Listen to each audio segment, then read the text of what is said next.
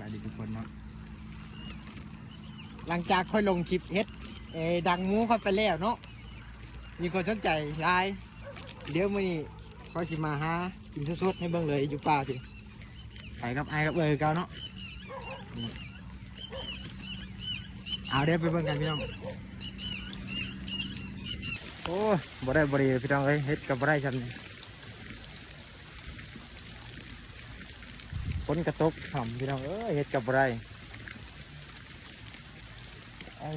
มันน่าจะออกปีละครั้งเนาะใน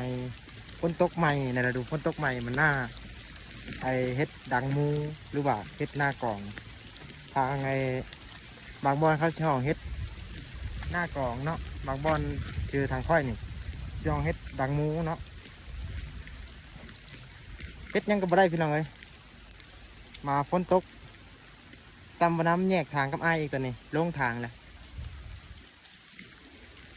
เอาเดี๋ยวขออนุญาตหาเฮ็ดอีกก่อนพี่น้องจักแป๊บหนึ่งบอกแป๊บไปโดนเติมพี่น้องเลยหาทางออกเลยพี่น้องโอ้ฝนตกเลยสวยเลยพี่น้องเลยโอ้พี่น้องเลยฝนตกเลยเฮ็ดอันนั้น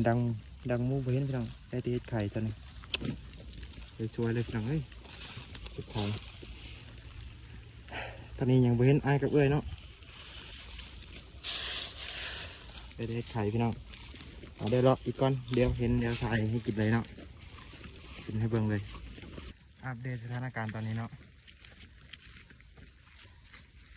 อยู่ป่าพี่น้องเอ้ยบ้านนี่เข้าป่าแล้วป่านเฮ็ดกระบวนเห็นเฮ็ดเฮ็ดหนังหมูนะพี่น้องเอ้ยโอ้ตายบ้านนี่